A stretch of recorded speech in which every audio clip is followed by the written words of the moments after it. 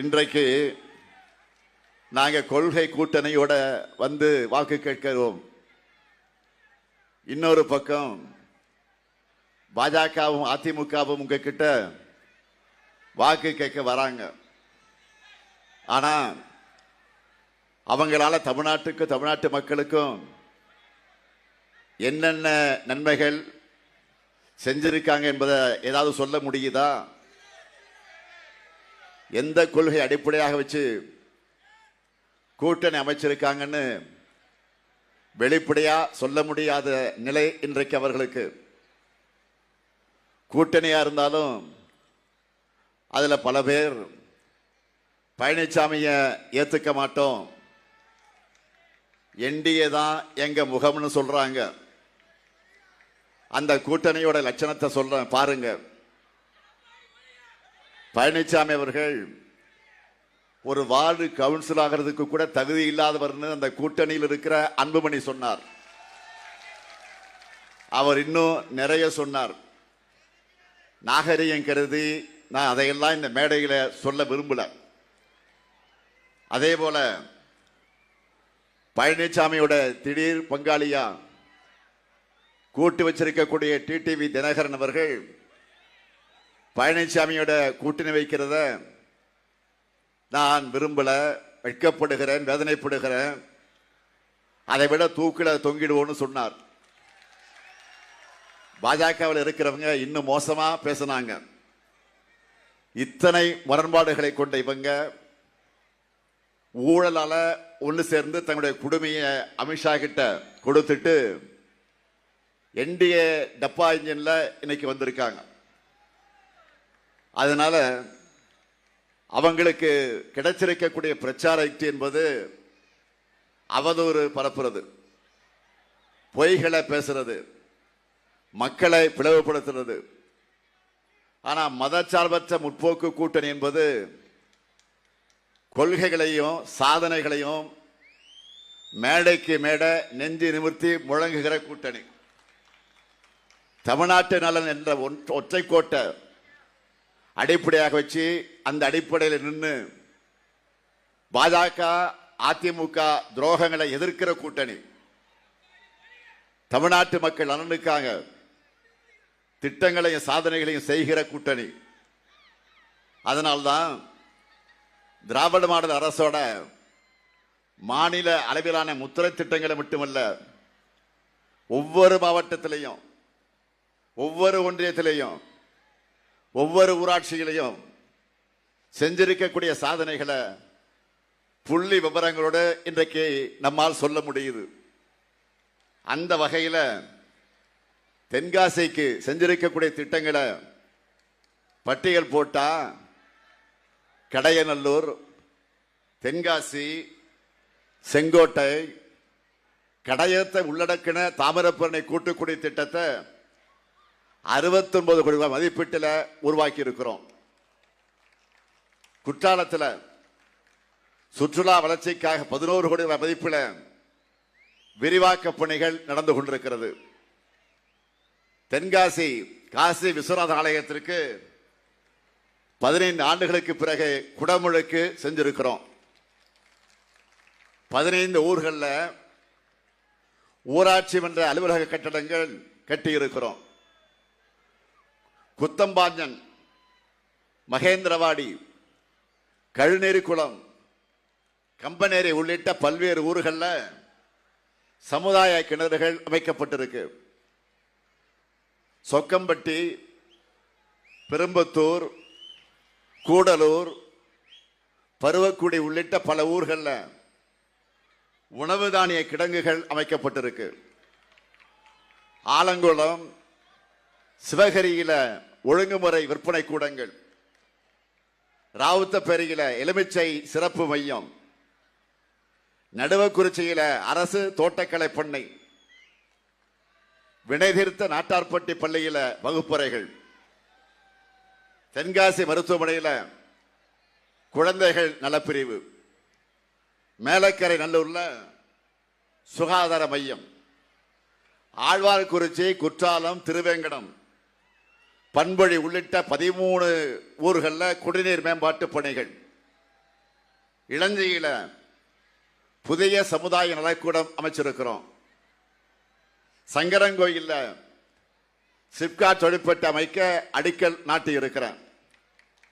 அது மட்டுமல்ல, கடந்த அக்டோபர்ல நான் தென்காசிக்கு வந்தப்போ குருக்கல்பட்டி சிப்காட் திட்டத்தின் நீர் தேவைகளை நிறைவு செய்ய புதிய குடிநீர் திட்டம், மாற்றுத்திறனாளிகளுக்கு ஒருங்கிணைந்த சேவை மையம், கடையம் ஊராட்சி ஒன்றியத்திற்கு புதிய கட்டடம், சிவகிரி, கடையநல்லூர், சங்கரன்கோயில் மற்றும் திருவேங்கட வட்டங்களில் இருக்கக்கூடிய விவசாயிகளுக்கு பல்வேறு முக்கிய கண்மாய்கள் சீரமைக்கக்கூடிய பணிகள், கடனா அணையும் சீரமைக்கும் பணிகள், இப்படி பல்வேறு திட்டங்கள் அறிவிச்சு அதற்கான பணிகள் எல்லாம் தொடங்கிடுச்சு.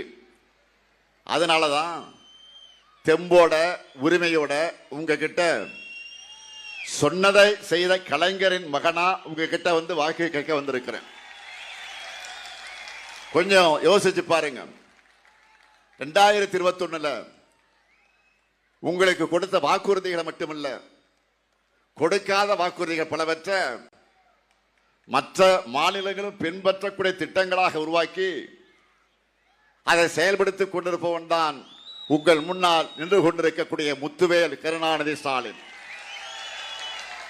அதுல சிலதை மட்டும் ஹைலைட்டா நான் சொல்ல விரும்புறேன். முதல் நாள் முதல் கையெழுத்துல உருவாகி இருக்கக்கூடிய மகளிருக்கு கட்டணமில்லாத விடியல் பயணம். பெண்கள் எல்லாரும் பேருந்துகள்ல கட்டணம் இல்லாமல் பயணிக்கிறாங்க. தாய்மார்கள் உட்கார்ந்து இருக்கீங்க, சொல்லுங்க, போறீங்களா இல்லையா? பயணம், விடியல் பயணம் நடக்குதா இல்லையா? மகளிருக்கு மாதந்தோறும் உரிமை தொகை தருவோம்னு சொன்னேன். 1,31,00,000 மகளிருடைய பேங்க் அக்கவுண்ட்ல மாதந்தோறும் வந்து சேருதா இல்லையா? சொல்லுங்கம்மா, சொல்லுங்க. அதே போல காலை உணவு திட்டத்தை பற்றி நான் வாக்குறுதியிலே சொல்லல. ஆனா பசியோட பள்ளிக்கு வர்ற குழந்தைகளை பார்த்து காலை உணவு திட்டத்தை தொடங்கின. 19 லட்சம் குழந்தைகள் காலை உணவு சூடா சுவையா சத்தா சாப்பிடுறாங்க. நான் முதல்வன் திட்டமும் தேர்தல் அறிக்கையில சொல்லல. ஆனா இன்றைக்கு எத்தனை IAS IPS இந்த திட்டத்தில் உருவாகிட்டு இருக்காங்கன்னு நீங்கள செய்திகளை பார்த்திருப்பீங்க. அடுத்து அரசு பள்ளி மாணவர்கள் உயர்கல்வியில் சேருவதை உறுதி செய்ய உருவாக்கப்பட்ட திட்டம்தான் புதுமை பெண் தமிழ் புதல்வன் திட்டங்கள். 9 லட்சம் மாணவ மாணவிகளுக்கு மாதந்தோறும் 1000 ரூபாய் வழங்கப்படுது. கடந்த ஜனவரி மாதம் பொங்கல் திருவிழாவை சிறப்பாக கொண்டாட 3000 ரூபாய் வழங்கணும். வந்துச்சாமா? 3000 ரூபாய் பொங்கல் விழா, பொங்கல் அன்னைக்கு 3000 ரூபாய் வந்து சேர்ந்துச்சு. அதே போலதான் மகளிர் உரிமை தொகையை தேர்தலை காரணம் காட்டி அதை தடுப்பதற்கு திட்டம் போட்டாங்க. அதையும் முன்கூட்டியே நான் தெரிஞ்சுக்கிட்டு 3 மாதங்களுக்கான தொகையும் கோடைகால சிறப்பு நிதி 2000 சேர்த்து 5000 ரூபாயை அட்வான்ஸா கொடுத்தோம். அந்த 5000 ரூபாய் வந்துச்சு தானே? அதிர்ச்சி அடைஞ்சீங்களா? வந்தப்போ அரசு ஊழியர்களின் 22 ஆண்டுகள கோரிக்கையை நிறைவேற்றி சொன்னபடியே உறுதியளிக்கப்பட்ட ஓய்வூதிய திட்டத்தை செயல்படுத்தி இருக்கிறோம். இப்படி நம்ம திராவிட மாடல் ஆட்சியில உருவாகி இருக்கக்கூடிய வளர்ச்சியை அடுத்த கட்டத்திற்கு கொண்டு போகணும். அதற்கான தெளிவான செயல் திட்ட அறிக்கையா இந்த எலெக்ஷனோட சூப்பர் ஸ்டாரா ஒரு அறிக்கையை தயாரித்து களம் இறக்கி இருக்கிறோம். அதான் தேர்தல் அறிக்கை. நம்ம தேர்தல் அறிக்கையில நான் சொல்லி இருக்கக்கூடிய அறிவிப்புகள் எல்லாம் நீங்க டிவிலையும் பார்த்திருப்பீங்க, செய்தித்தாளையும் படிச்சிருப்பீங்க. ஒருவேளை இந்த புத்தகம் உங்க கைக்கு வந்து சேர்ந்தாலும் சேர்ந்திருக்கும். ஹைலைட்டா பெரும் வரவேற்பை பெற்றிருக்கக்கூடிய சில வாக்குறுதிகளை மட்டும் நான் சொல்ல விரும்புகிறேன். மாதந்தோறும் 1000 ரூபாய் மகளிர் உரிமை தொகை என்பதை டபுள் மடங்காக்கி இனி 2000 ரூபாய் வழங்க போறோம். என்ன மகிழ்ச்சி தானே? கையாசி காட்டுங்க இப்படி மகிழ்ச்சி. புதுமை பெண் தமிழ் புதலும் திட்டத்தில் தாய்மார்கள் காலையில சீக்கிரம் விழுந்து சமையல் செய்கிற சுமையும் உங்களுக்கு குறைஞ்சு போச்சு. அடுத்து இன்னொன்னு, இல்லத்தரசிகளுக்கு மகிழ்ச்சி தரக்கூடிய இன்னொரு சூப்பர் டூப்பர் வாக்குறுதியும் கொடுத்திருக்கிறோம். என்னது? தாய்மார்கள் சொல்லுங்க, இப்படி சொல்லுங்க. 8000. என்னது? எவ்வளவு ரூபாய் கூப்பன்? அதுதான் 8000 ரூபாய் கூப்பன். இல்லத்தரசிகள் தன்னுடைய வீட்டுக்கு தேவையான லிஸ்ட் போடுற பாருங்க. Washing machine, fridge, TV, grinder, mixie, microwave அவன், இண்டக்ஷன் அடுப்பு போன்ற வீட்டுக்கு தேவையான உபயோக பொருட்களை புதுசா வாங்கவும் அல்லது ஏற்கனவே பயன்படுத்தி வர்ற இத்தகைய பொருட்களை கொடுத்துட்டு அதற்கு பதிலாக வேற வாங்கிக்கவும் இல்லத்தரசி என்ற ஒரு புதிய திட்டம் செயல்படுத்தப்படும். அதுல நீங்க வசிக்கிற பகுதியில் உள்ள உங்களுக்கு பிடிச்ச கடைகள்லயே உங்களுக்கு பிடிச்ச கம்பெனி உங்களுக்கு பிடிச்ச மாடலா பார்த்து இந்த பொருட்களை நீங்க வாங்கிக்கலாம். நீங்க பாத்தீங்கன்னா தமிழ்நாடு முழுக்க இந்த திட்டத்தை பத்தி தான் ஒரே பேச்சா இருக்கு. இங்க பெண்கள் இருக்கிறீங்க, ஒரு சேலை வாங்க கடைக்கு போனா கூட உங்களுக்கு பிடிச்ச கடையில் உங்களுக்கு பிடிச்ச டிசைன் உங்களுக்கு பிடிச்ச கலர்ல வாங்கணும்னு நினைப்பீங்க இல்லையா? அதை இல்லாத கேள்விலாம் கேட்பீங்க. கடைக்காரன் ஒரே ஒரு படம் தான் வாங்க போவீங்க. அந்த ஷோகேஸ்ல இருக்க எல்லா படத்தையும் கீழே போட சொல்லி அவனை அழுத்து போய் சலிச்சு போய் அப்புறம் கேள்வி கேட்பீங்க. பார்த்தீங்கன்னா சிலுக்கா, நைலக்ஸா, காட்டனா, தண்ணியில் போட்டால் சுருங்குமா சுருங்காதா, சாயம் போகும், இதெல்லாம் உனக்கு எப்படி ஞாபகம் வருதுன்னு கேட்காதீங்க. இன்னும் அனுபவம்னு கேட்டுறாதீங்க. ஏதாவது நிலைய சொல்லலாம். அதை மனசுல வச்சுதான் இந்த திட்டத்தை உருவாக்கி இருக்கிறோம். இல்லத்தரசி திட்டத்தில் என்ன வாங்கணும், எப்படி வாங்கணும் எல்லாமே உங்க சாய்ஸ் தான். உங்க ஹஸ்பண்ட் யாராவது குறுக்கிட்டா கூட கவலைப்படாதீங்க, உங்க சாய்ஸ். உங்க வீட்டுக்காரர் ஏதாவது சொல்லுவாங்க, நீங்க குழம்பாதீங்க. நீங்க என்ன முடிவெடுக்கிறீங்களோ அதான் உங்க சாய்ஸ் தான், அது கவலைப்படாதீங்க. அதனால்தான் இந்த திட்டத்தை பெண்கள் பெரும்பாலும் வரவேற்கிறாங்க. இந்த திட்டத்தால பொருளாதாரம் உயரணும் என்று உணர்ந்து இன்னைக்கு வணிகர்களும் இதை வரவேற்கிறாங்க. அதே போலதான் உலகக்கே உணவு தரக்கூடிய உழவர்கள், அந்த உழவர்களை, விவசாய பெருங்குடி மக்களை மகிழ்விக்க ஒரு மாபெரும் அறிவிப்பை வெளியிட்டிருக்கிறோம்.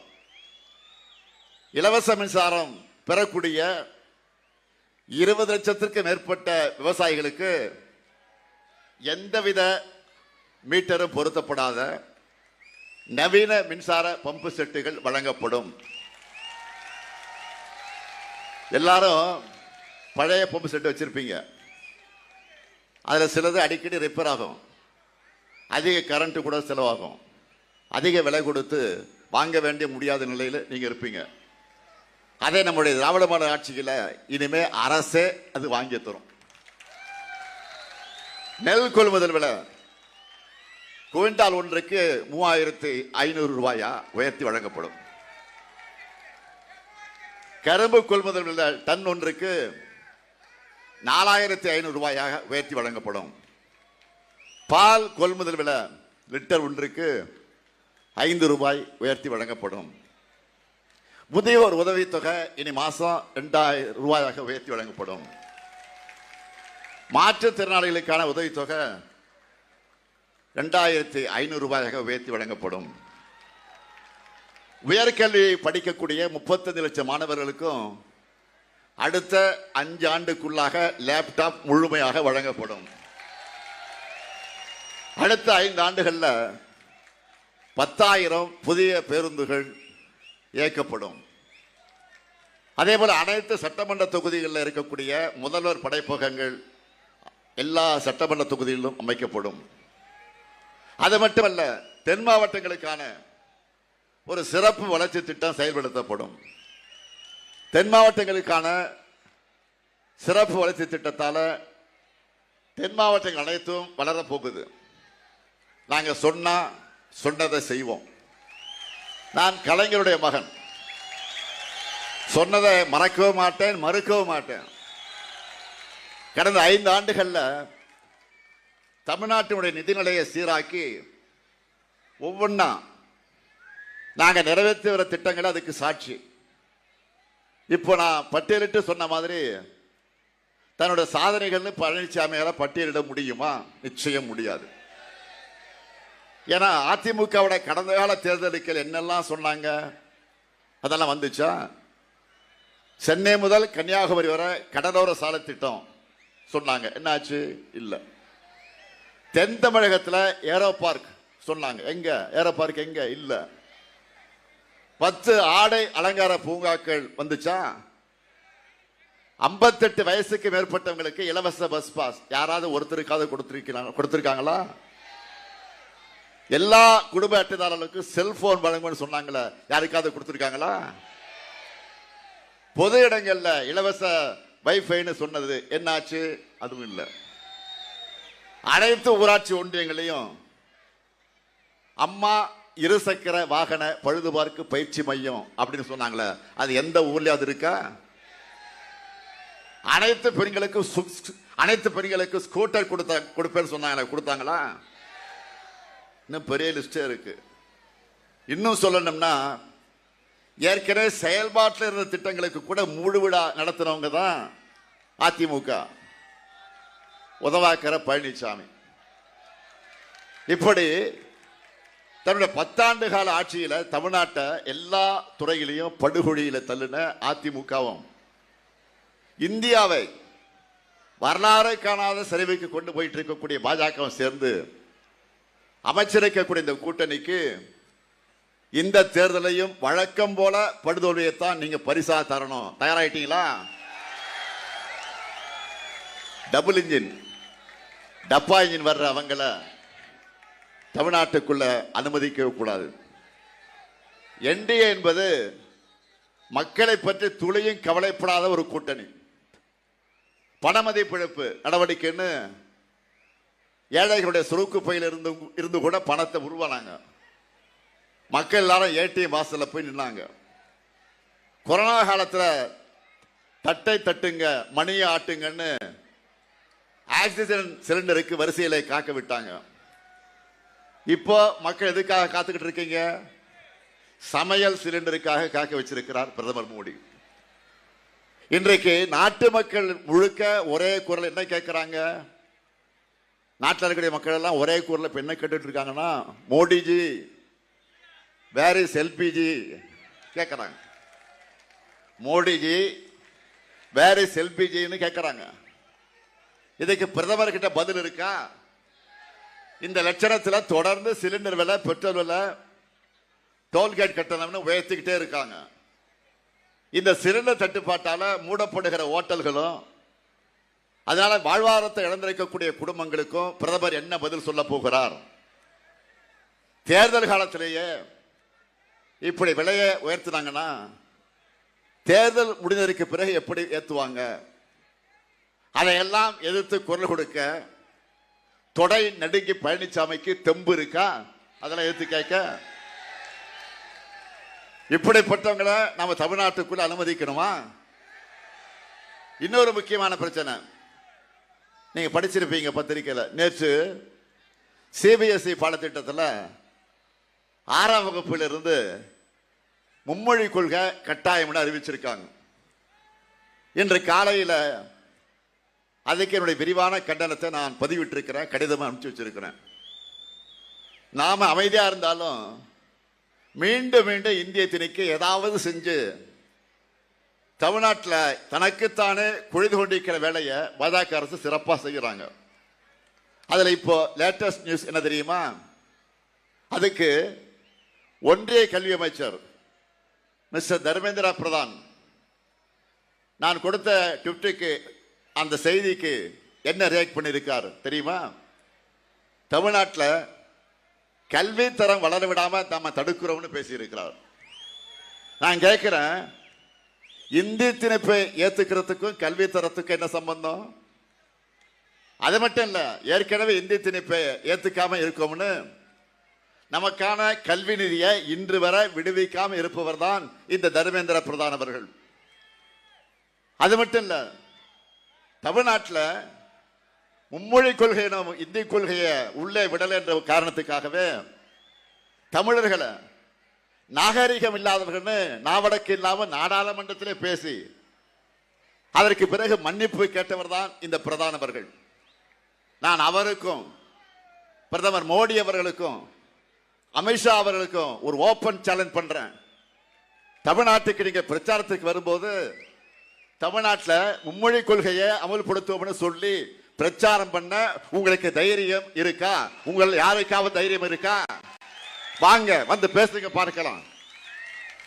தமிழ்நாட்டின் எதிர்க்கட்சி தலைவர் பழனிசாமி அவர்களே, உங்களுக்கு வெக்கம் மானம் சூடு சொரணை இருந்தால், ஒருவேளை இருந்தா கட்சி கொடியில் அண்ணா படம் வச்சிருக்கீங்களே, இருமொழி கொள்கை தான் அதிமுக கொள்கைன்னு பேசுறீங்களே, மும்மொழி கொள்கை தொடர்பான அமைச்சர் தர்மேந்திர பிரதானுடைய கருத்தை கண்டிச்சு உங்களால அதை திரும்ப பெற வைக்க முடியுமா? சவால் விடுகிறேன். அவர் கூட்டணி தானே, அந்த கூட்டணி தானே இருக்காரு, முடியுமா சொல்லுங்க? இந்தியை கட்டாயமாக திணிக்கிற PMC பள்ளியை தமிழ்நாட்டுக்குள் அனுமதிக்காம திமுக அரசு தடுக்குதுன்னு அதை வேற அமைச்சர் பிரதான குற்றம் சாட்டுகிறார். இப்படி சொன்னா இந்த தமிழ்நாட்டில் இந்த ஸ்டாலினுக்காக ஆதரவு இன்னும் அதிகரிக்குமே தவிர குறையாது.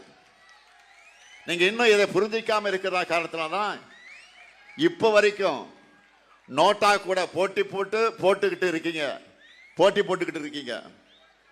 இந்தியாவில் அதிக பள்ளிகள்ல அறிவியல் ஆய்வகங்கள் இருப்பது தமிழ்நாட்டில் தான். மாவட்டந்தோறும் மாடல் ஸ்கூல்ல திறந்திருக்கிறோம். 19 லட்சம் மாணவர்களுக்கு காலை உணவு வழங்குகிறோம். எல்லா பள்ளிகளையும் ஸ்மார்ட் வகுப்பு அமைச்சிருக்கிறோம். இப்படிப்பட்ட தமிழ்நாட்டிலையா கல்வித்தரம் சரியில்லை? எங்க வந்து என்ன பேசிக்கிட்டு இருக்கீங்க? நான் தமிழ்நாடு அணி வெர்சஸ் டெல்லி அணின்னு சொல்லும் போதெல்லாம் ஏன் அப்படி சொல்றீங்கன்னு பழனிசாமி கேட்பாரு. இப்ப புரியுதா நான் ஏன் அப்படி சொல்றேன்னு?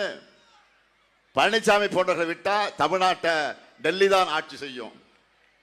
நாம் என்ன மொழி படிக்கணும், எத்தனை மொழி படிக்கணும், என்ன சாப்பிடணும்னு நாம முடிவு பண்ண முடியாது. டெல்லியில் இருக்க ரிமோட் கண்ட்ரோலை அழுத்தி அதுக்கு ஏற்ற மாதிரி இங்க இருக்க அதிமுக ஆபரேட் பண்ணுவாங்க. ரிமோட்ல அங்க ஆபரேட் பண்ண இங்க பழனிசாமி ஆடுவார். இப்படிப்பட்ட சீரழிவை ஏற்கனவே 4 ஆண்டு காலமாக பழனிசாமி பேர்ல நடந்த பாஜகவோட பிராக்சி ஆட்சியில தமிழ்நாடு பார்த்துடுச்சு. இப்போ இனி அப்படி நடக்க விட மாட்டோம். தமிழ்நாட்டை கலவர பூமியா மாற்ற துடிக்கக்கூடிய பாஜகவையும் அதுக்கு அடிமை சேவை செய்கிற அதிமுக உள்ளிட்ட கட்சிகளையும் வேரடி மண்ணோடு வீழ்த்தணும். நல்லா புரிஞ்சுக்கங்க, நாம போராடுறது திராவிட முன்னேற்ற கழகத்தின் வெற்றிக்காக மட்டுமல்ல, கூட்டணி கட்சியுடைய வெற்றிக்காக மட்டுமல்ல, தமிழ்நாட்டினுடைய வெற்றிக்காக போராடுகிறோம். பாஜகவோட டப்பா இன்ஜின் முன்னாடி நம்ம திராவிட மாடலின் சூப்பர் ஃபாஸ்ட் என்ஜின் ஒருபோதும் தலைகுனியாது. நம்ம ஸ்பீடு என்னன்னு காட்டிடலாமா? வெல்ல போவது தமிழ்நாடு அணியா டெல்லி அணியா? வெல்ல போவது தமிழ்நாடு அணியா டெல்லி அணியா? ஒரு கை பார்த்துடலாமா? நடக்க இருக்கப்படும் ஜனநாயக போர்ல அரசியல் விருப்பு வெறுப்புகளுக்கு அப்பாற்பட்டு நம்ம தாய் தமிழ்நாட்டை காக்க எல்லோரும் திமுக தலைமையிலான மதச்சார்பற்ற முற்போக்கு கூட்டணி ஆதரிக்கணும். அதுக்கு வாசுதேவநல தொகுதியில நம்ம வேட்பாளர் ராஜா அவர்களுக்கு உதயசூரியன் சின்னம், தென்காசி தொகுதியில நம்ம வேட்பாளர் கலைக்கதிரவன் அவர்களுக்கு உதயசூரியன் சின்னம். ஆலங்கூடம் தொகுதியில நம்முடைய வேட்பாளர் மனோஜ் பாண்டியன் அவர்களுக்கு உதயசூரியன் சின்னம். கடைநல்லூர் தொகுதியில நம்முடைய வேட்பாளர் மதிமுகவை சார்ந்த திமு ராஜேந்திரன் அவர்களுக்கு உதயசூரியன் சின்னம். அதே போல சங்கரங்கோயில் தொகுதியில நம்முடைய வேட்பாளர் காங்கிரஸ் பேரியக்கத்தை சார்ந்த கணேசன் அவர்களுக்கு கை சின்னம். ஆக அன்போடு கேட்கிறேன், பண்போடு கேட்கிறேன், பாசத்தோடு கேட்கிறேன், உரிமையோடு கேட்கிறேன், உறவோடு கேட்கிறேன், உங்கள் வீட்டு பிள்ளையாக என்று கேட்கிறேன், தலைவர் கலைஞருடைய மகனாக என்று கேட்கிறேன். அமையவிருக்கக்கூடிய திராவிட மாடல் 2.0 ஆட்சியில தன்னகரில்லா தமிழ்நாட்டை உருவாக்குவோம். ஆதரிப்பேர் உதயசூரியன், ஆதரிப்பேர் உதயசூரியன்.